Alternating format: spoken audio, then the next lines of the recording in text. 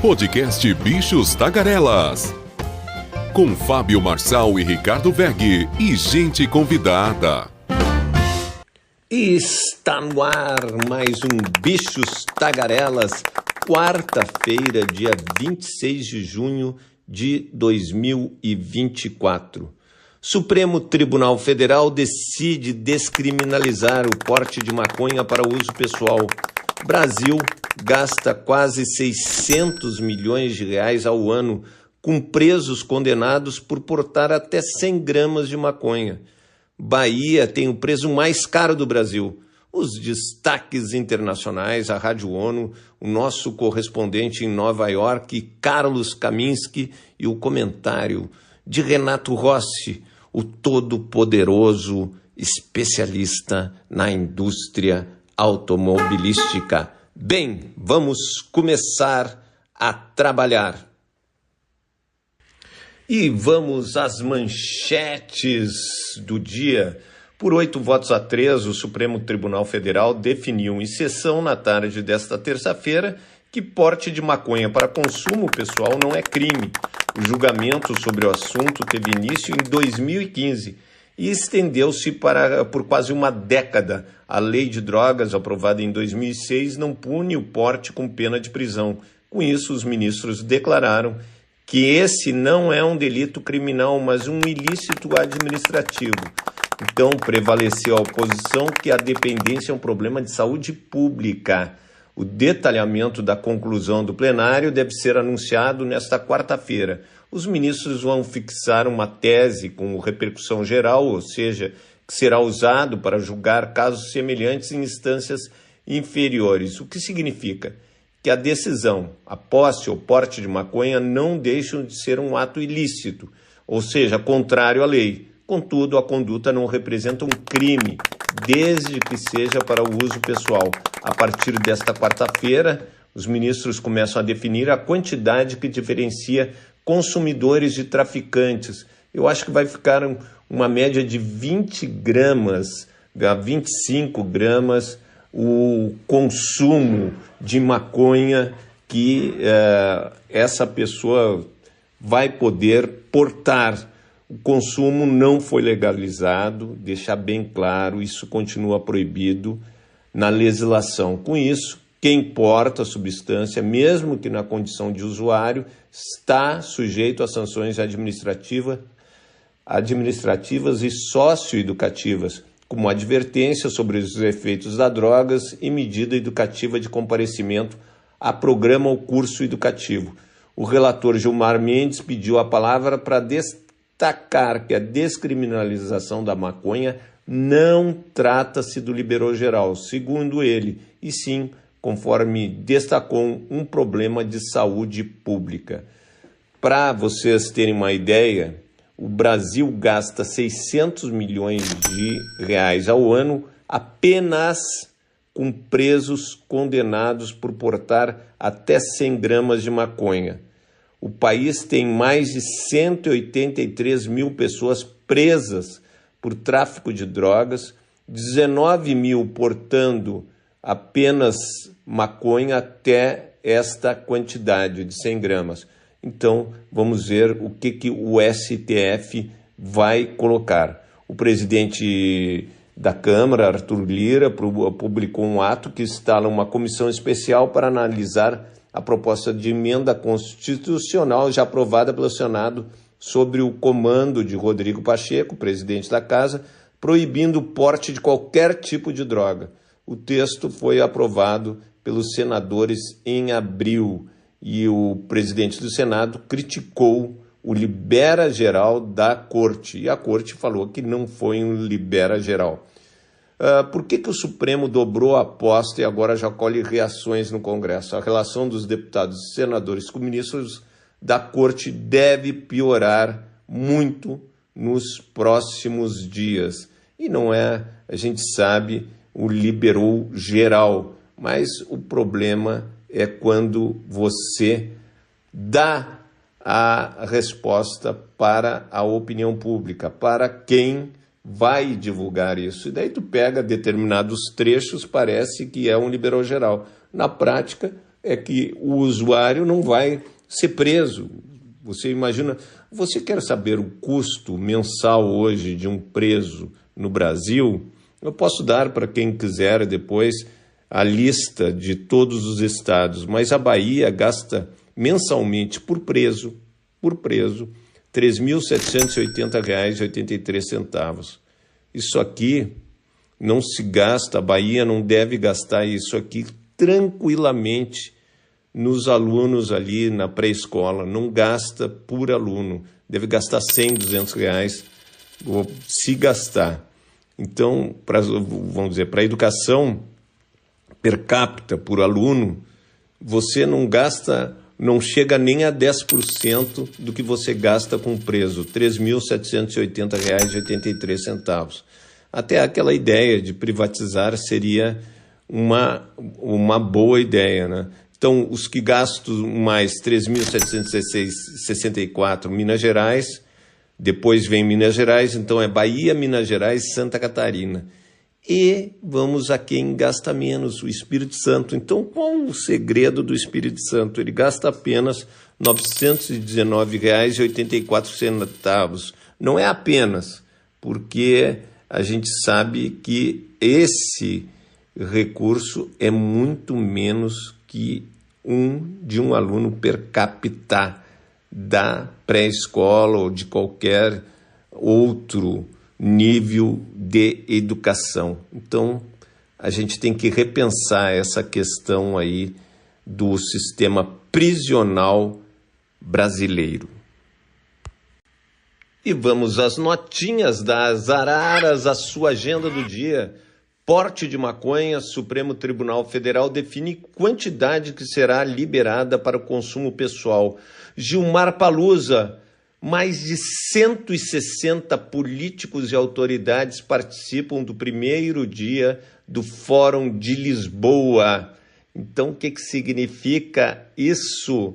160 pagos com o teu dinheiro para o 12º Fórum de Lisboa, promovido pelo Gilmar Mendes, que nós chamamos Gilmar Palusa. É muito fácil viajar com o poder público pagando, né? Eu queria saber se pagasse do próprio bolso, não iria ninguém. E fora os jatinhos da FAB, porque o presidente da Câmara tem direito, o presidente do Senado tem direito, o presidente do Supremo tem direito. Então, se liberarem, vão 3 aviões ali. É difícil, é ruim. E uma série de ministros do STJ, o liberou geral.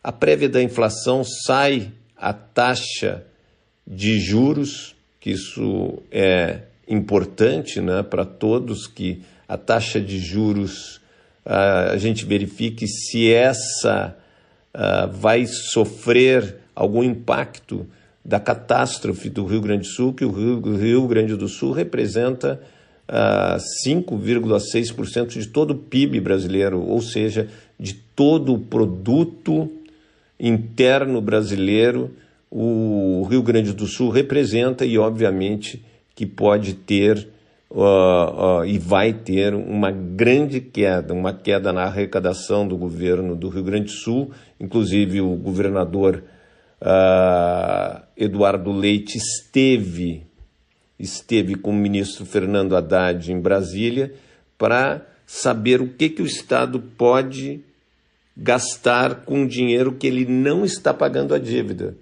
Só que esse dinheiro que ele não está pagando a dívida tem uma série de restrições, o que ele pode gastar.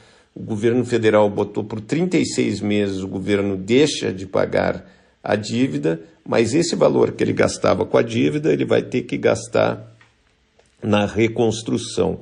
Mas o governo estadual quer saber exatamente o que seria a reconstrução. E o Plano Safra, que seria anunciado hoje e amanhã, o Plano Safra da Agricultura Familiar e o Plano Safra para o agronegócio, foi adiado para a semana que vem. Então, a Frente Parlamentar da Agricultura diz lamentar a decisão do governo de anunciar o Plano Safra e afirma que a medida mostra desorganização e ineficiência. Só que é importante colocar que eles vão receber 500 bilhões de reais. 500 bilhões de reais o agronegócio vai receber. Nunca nesse país teve tantos recursos para o agronegócio. E o agronegócio vai criticar e vai continuar criticando o governo federal. Não importa dar 1 trilhão de reais, que eles vão... seria meio trilhão, né? 500 bilhões é meio trilhão de reais. Não adianta o que você colocar no rural, no agronegócio, eles vão continuar criticando o governo e ali o desenvolvimento agrário, que vai ter o seu plano de financiamento para os pequenos produtores, ali já é outra coisa. Então, o anúncio deve ser no dia 3 de julho. E vamos aos destaques na imprensa do mundo. New York Times, integrante do Esquadrão Democrata, perde primárias de Nova York e expõe racha no partido. Washington Post, atraso no retorno dos astronautas da Starliner representa riscos para Boeing e NASA. Wall Street Journal, julgamento secreto do jornalista do Wall Street Journal acusado de espionagem começa hoje na Rússia. Clarim, sem votos, Milei cede às privatizações, mas garante apoio para imposto sobre renda e patrimônio. O País, Uruguai, mercado de capitais uruguaio, avança e vive primavera. Olha que bom, nosso país vizinho aqui. O Comércio do Peru, Congresso peruano, promove moção de censura contra ministros da Educação e da Mulher. O Espectador, tribunal ordena que os Estados Unidos indenizem 2 crianças detidas na fronteira. O País, governo e PP selam pacto de Estado com o Judiciário que ajuda a consolidar o Legislativo. Le Monde, ministros de Macron, pede união dos social-democratas para combater extremos. Ele fez uma jogada de risco, antecipando a eleição presidencial. Vamos ver se ele não abriu a porta para a extrema-direita. Financial Times, democracia em alerta no Quênia após manifestantes invadirem o parlamento. Ali eles aumentaram os impostos no Quênia e a população foi para as ruas.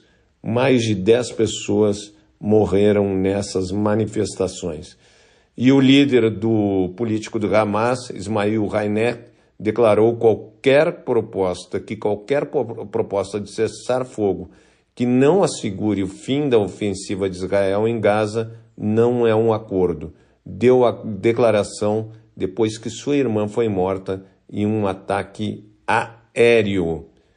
A situação, a gente sabe que está muito difícil em Israel, Palestina. A Palestina virou pó, não existe mais prédios, só tendas. Infelizmente, o que Israel está fazendo não tem explicação. O Tribunal Penal Internacional acusa o ex-ministro da Defesa de Moscou, Sergei Shoigu, e o chefe do Estado-Maior das Forças Armadas, Valery Gerasimov, de crimes de guerra por conflitos com a Ucrânia. A Rússia diz que a condenação é nula e sem efeito. A Rússia não participa do Tribunal Penal Internacional. E Charles III se reúne com Naruhito. O rei britânico recebeu o imperador do Japão. Em Londres, a visita de 3 dias visa aprofundar os laços entre os dois países. A viagem estava marcada para 2020, mas foi adiada devido à pandemia. E o fundador do Wikileaks, o Julian Assange, se declarou culpado por violar a lei de espionagem norte-americana. A decisão faz parte de um acordo com o governo dos Estados Unidos, ainda não divulgado. Acredita-se que a Assange foi sentenciado a 62 meses, pena que já cumpriu enquanto estava detido no Reino Unido. Então, voltamos com o Bichos Tagarelas. E vamos ao destaque da Rádio ONU.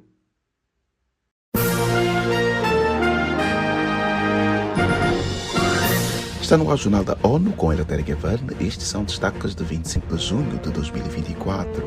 96% da população da faixa de Gaza enfrenta insegurança alimentar aguda. Relator das Nações Unidas elogia a liberação de Julian Assange.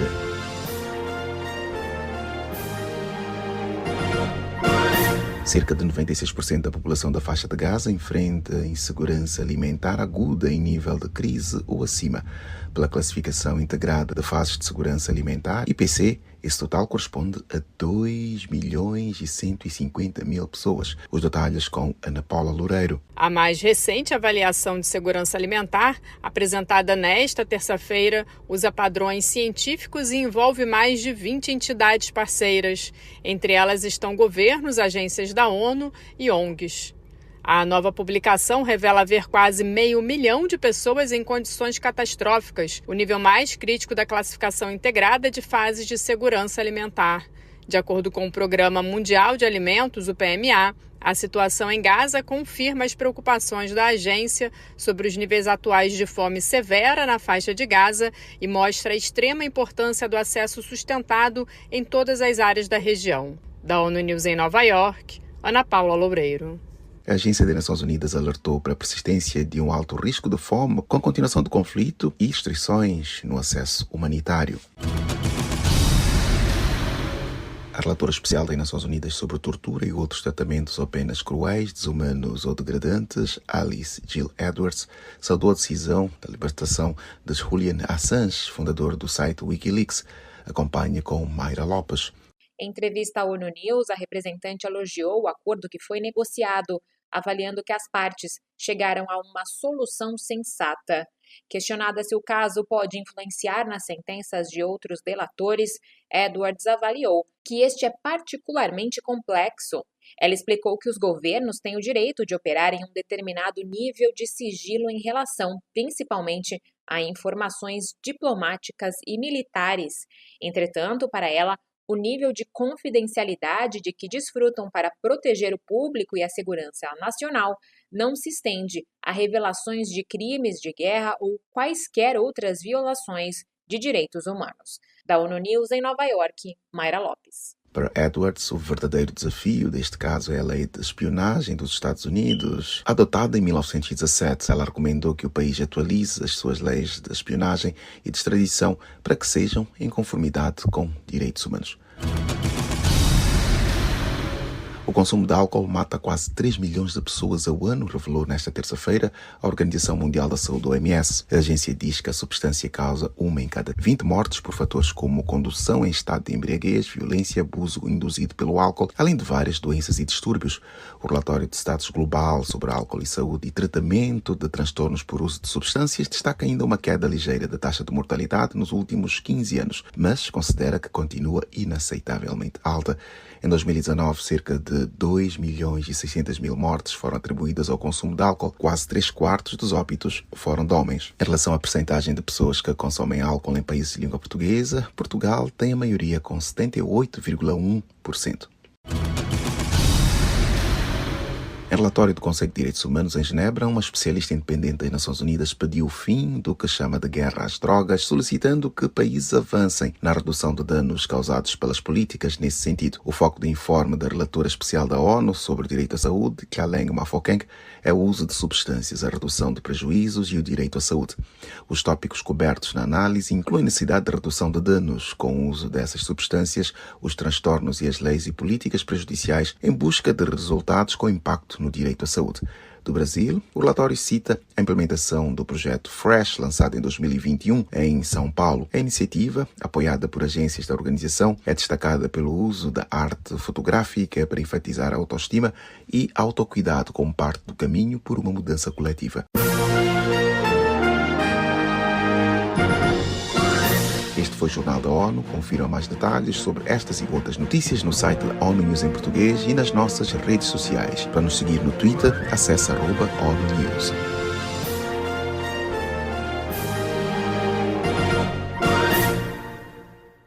Cerca de 31% dos adultos a nível global não atingiram níveis recomendados de atividade física em 2022. São 1,8 bilhão pessoas, ou quase um terço dos habitantes do planeta, segundo um estudo publicado esta quarta-feira. A Organização Mundial da Saúde, OMS, revela que estas constatações indicam uma tendência preocupante de falta de atividade física entre adultos. No período de 2010 a 2022, o nível aumentou em cerca de 5 pontos percentuais. A Agência das Nações Unidas alerta que, se a tendência continuar, os níveis de inatividade devem subir ainda mais para atingir 35% até 2030. A recomendação feita aos adultos é que tenham 150 minutos de atividade física de intensidade moderada cada semana ou pratiquem no mínimo 75 minutos de exercícios de intensidade vigorosa ou equivalente. A falta de atividade física expõe o grupo ao maior risco de contrair doenças cardiovasculares, como ataques cardíacos e derrames. As enfermidades associadas ao problema incluem diabetes tipo 2, demência e cânceres, como o da mama ou do cólon. As maiores taxas de inatividade física ocorreram na região da Ásia-Pacífico, com 48%, e do sul da Ásia, com 45%. Da ONU News, em Nova York, Eleutério Guevara. E o nosso correspondente em Nova York, Carlos Kaminski. Olá, Ricardo Veg. Olá, Fábio Marçal. Olá, Renato Rossi, bichos tagarelas. Aqui, Carlos Kaminski, de Nova York. E o Centro de Prevenção de Doenças aqui dos Estados Unidos emitiram um aviso de saúde nesta terça-feira, alertando autoridades prestadoras de cuidados de saúde e o público sobre o aumento do risco de infecção por dengue nos Estados Unidos. O alerta ocorre quando um número inesperadamente maior de casos de dengue foi relatado em todo o país, de acordo com o CDC.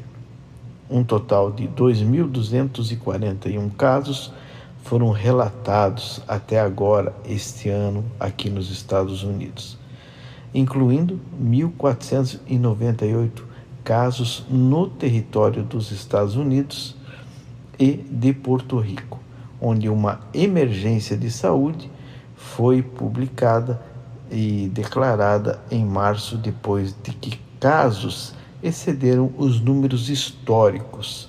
A maioria dos casos relatados nos Estados Unidos está relacionada a viagens, de acordo com o CDC. No ano passado, os Estados Unidos e seus territórios tiveram 3.036 casos e este ano a incidência de dengue globalmente foi a mais alta já registrada, especialmente nos países da América Latina, onde mais de 9,7 milhões de casos de dengue foram relatados. Isso é o dobro do que em 2023, onde tiveram 4,6 milhões de casos, de acordo com o CDC. As infecções por dengue dispararam à medida que muitas nações relataram temperaturas cada vez mais quentes, o que cria condições ideais para que os mosquitos que espalham a dengue eclodam em massa e carreguem maiores quantidades do vírus. E aqui nos Estados Unidos, o forte calor que veio antecipadamente preocupa todas as autoridades, não só na questão da dengue, mas também o calor em si. Nós tivemos agora no jogo da Copa América de ontem, o jogo Peru e Canadá, o assistente Humberto Panjodi Ele não se sentiu bem e acabou desmaiando por causa do forte calor na cidade de Kansas, aqui nos Estados Unidos. Temperaturas extremamente elevadas. E na noite de ontem nós tivemos o jogo aqui bem próximo da minha casa, 20 minutos da minha casa, entre Argentina e Chile, aqui no estádio do MetLife em Nova Jersey. Estava muito quente, as temperaturas realmente muito elevadas para esse período do ano. Essa informação, eu fico por aqui. Um forte abraço a todos. E o comentário de Renato Rossi, nosso franco-brasileiro, especialista na indústria automobilística. Bom dia, amigos de Bichos Tagarelas. É um prazer de iniciar mais uma semana com vocês. Eu inicio falando de algo que me impressionou muito nesse final de semana. No sábado pela manhã, no meu programa Conversa de Carro, pela Rádio Guaíba AM/FM, também pelo portal da Record, que vai para o Brasil e para o mundo, eu entrevistei ao geólogo Marco Moraes. Ele é gaúcho de nascimento, ele formou-se pela Universidade de Brasília, é geólogo. Durante 18 anos de sua carreira, ele dedicou-se à área de pesquisa em petróleo, no Centro de Pesquisa da Petrobras, trabalhou no mundo, inclusive trabalhou em plataformas de petróleo. O interessante é que em 2017 ele deixou o petróleo e dedicou-se ao outro lado do petróleo, dedicou-se à proteção ambiental. E ele ele fez um livro, já foi lançado agora em fevereiro esse livro, chamado Planeta Hostil, que eu recomendo a vocês, é da editora Matrix. Está aí à venda no Amazon e outros lugares, também tem venda física em livrarias, tem em Brasília, tem em outros lugares do Brasil.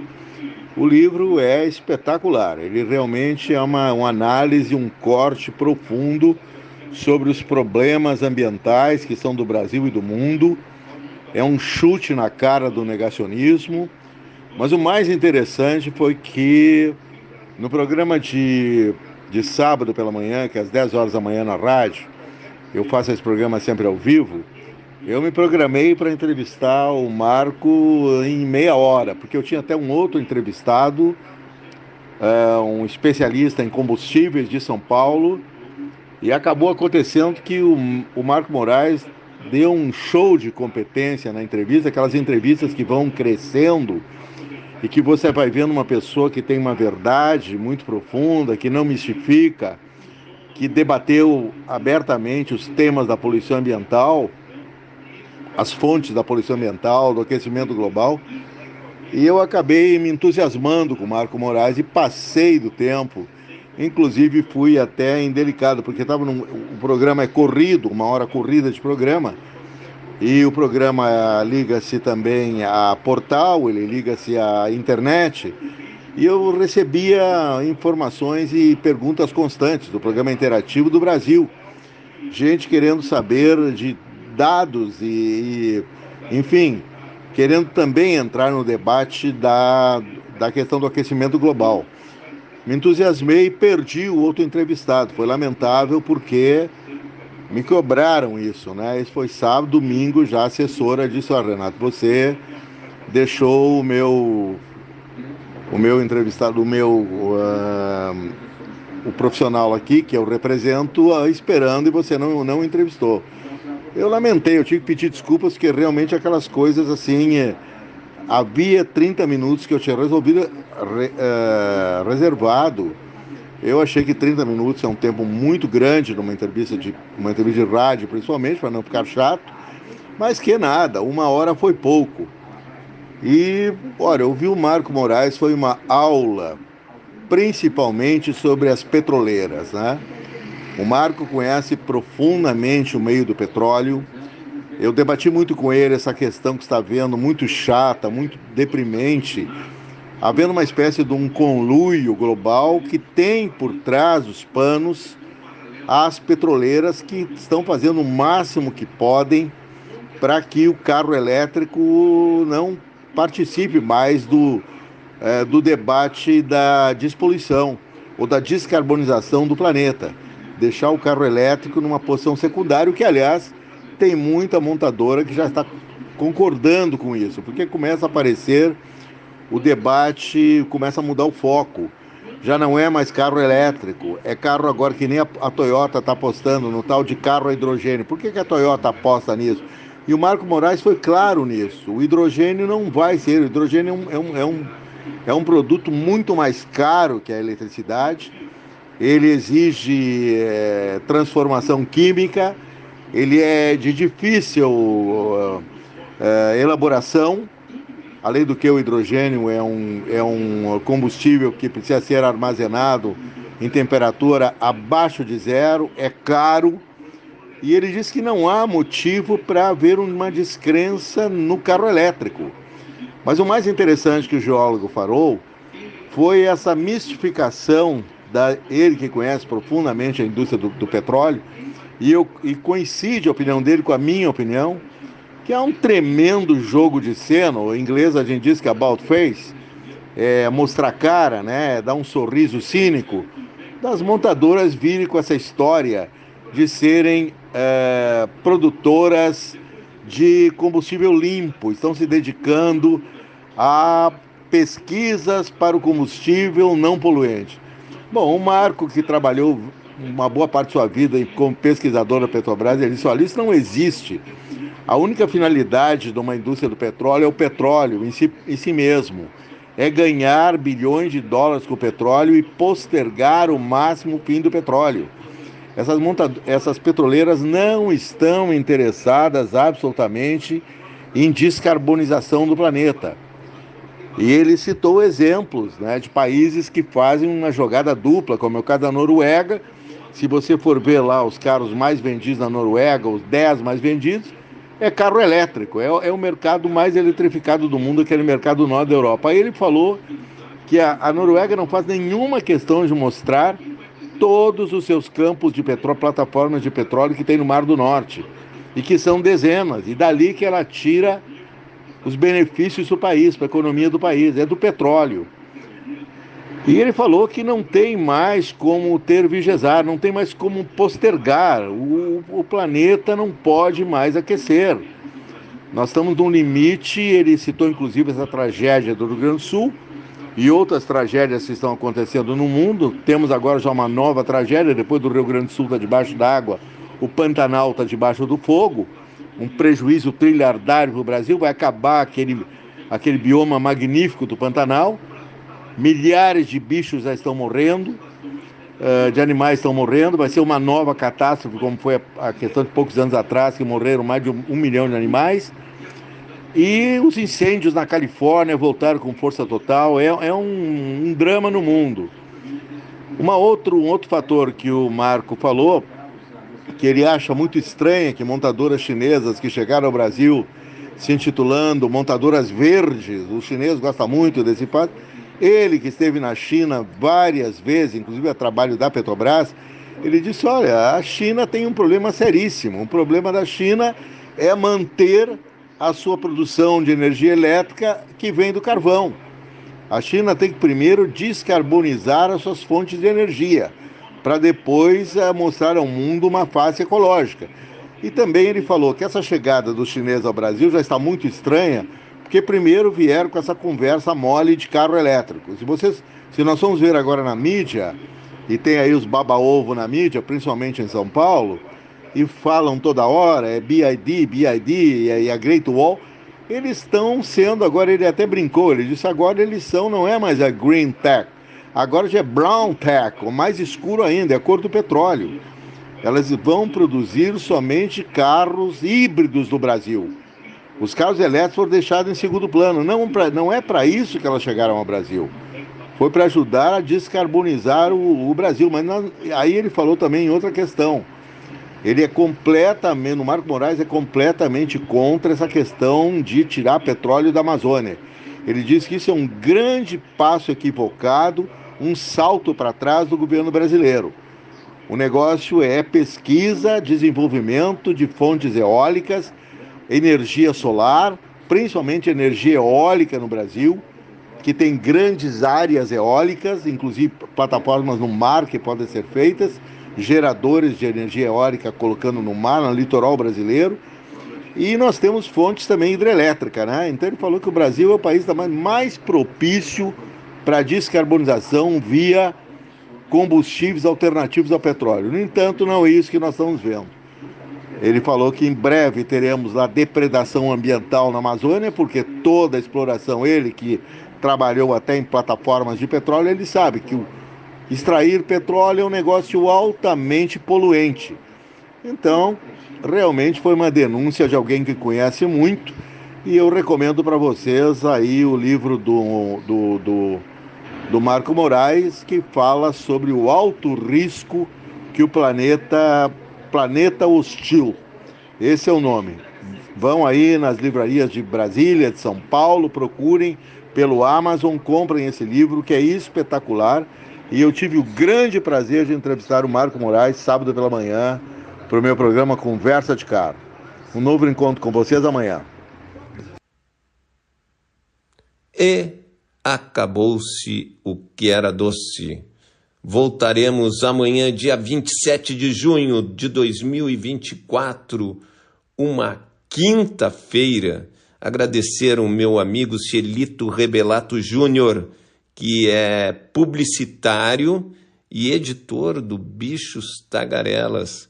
Agradecer ao meu querido amigo Ricardo Egg, doutor em marketing político digital. Então, contratem o nosso querido Ricardo Egg. Agradecer com um grande abraço o meu querido Renato Rossi, o Carlos Kaminski, a nossa Rádio ONU. Enfim, amanhã voltaremos com o Bichos Tagarelas. Até amanhã.